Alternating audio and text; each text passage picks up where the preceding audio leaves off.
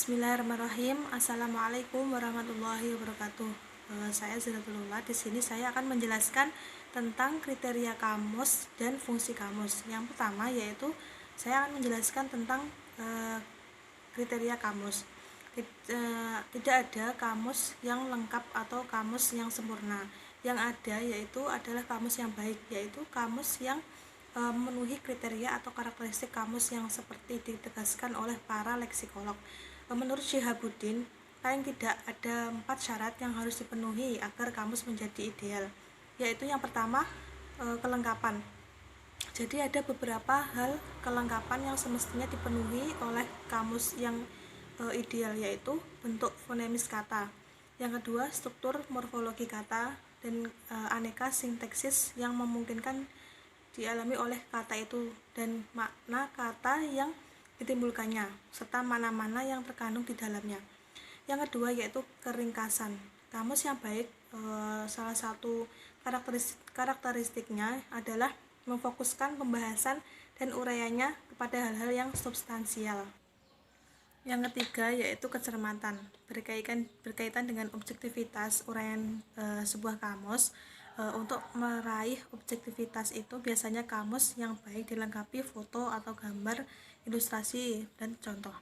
Hal ini dapat dipertegas oleh hasil telaah yang menegaskan bahwa manusia itu lebih memahami hal-hal yang bersifat konkret, misalkan dengan bantuan gambar atau foto pada hal-hal yang abstrak di kamus itu. Yang keempat yaitu kemudahan dan penjelasan. Kamus yang baik hendaknya menyajikan yang berkaitan dengan topik yang disajikan.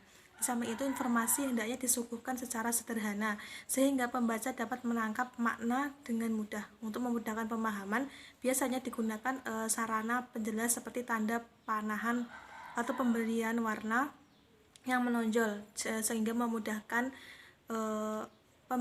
pembaca kamus untuk mencari kata-kata yang akan dicari. Kamus merupakan buku acuan yang memuat kata dan ungkapan. Biasanya disusun menurut abjad. Kamus berguna membantu para pemakai untuk mengenal kata-kata baru serta maknanya. Selain menerangkan maknanya, kamus juga memuat cara-cara pengucapannya. Fungsi kamus yaitu satu, menjelaskan kata. Penjelasan kata baik itu berlaku dan terpakai pada masa sekarang saja maupun arti kata itu sesuai dengan perkembangan dari masa ke masa. Untuk biasanya kata-kata ditampilkan dalam beberapa frasa atau konteks. Yang kedua, menjelaskan artikulasi kata. Beberapa bahasa memiliki kaidah yang berbeda antara pengucapan sebuah kata, artikulasi, dan penulisannya atau imla. Biasanya seperti bahasa Inggris, bahasa Spanyol itu tidak sesuai dengan apa yang diucapkan, tidak sesuai dengan apa yang ditulis. Karena itu seorang penulis membutuhkan kamus untuk memastikan bahasa tulis dari kata yang diucapkan. Yang ketiga yaitu menjelaskan huruf hijaiyah. Telah kita ketahui bahwa kamus-kamus bahasa Arab tidak memerlukan kaidah fonologi untuk menjelaskan tata cara membaca, karena dalam kamus bahasa Arab pengucapannya dan penulisannya tidaklah berlainan, tidak seperti bahasa Inggris maupun bahasa Spanyol yang tidak sama antara tulisan dan pengucapannya. Yang keempat yaitu mencari akar kata. Sebuah kata terkadang perlu menjelaskan dari sebuah kata sebelumnya untuk mencari arti atau makna yang sebenarnya agar memudahkan untuk mencari maknanya. Yang kelima yaitu memberi informasi morfologis dan sintaksis. Dalam menjelaskan makna kata, sebuah kata dan sebuah kamus juga perlu memberi informasi seputar kaidah-kaidah morfologi dan sintaksis yang diperlukan penggunaan kamus, yaitu antaranya satu, penjelasan tentang bentuk-bentuk sorof. Yang kedua, penjelasan tentang bentuk-bentuk nahwu, fi'il, sulasi, mujarad.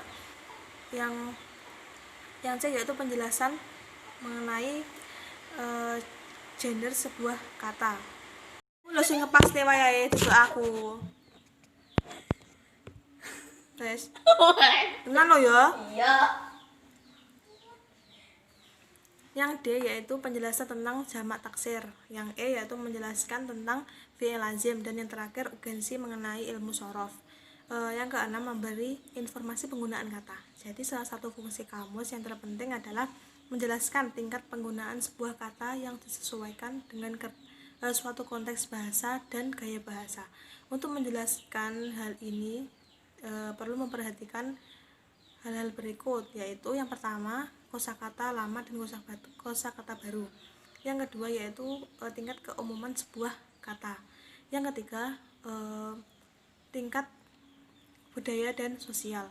Yang kepiro lali ya Allah,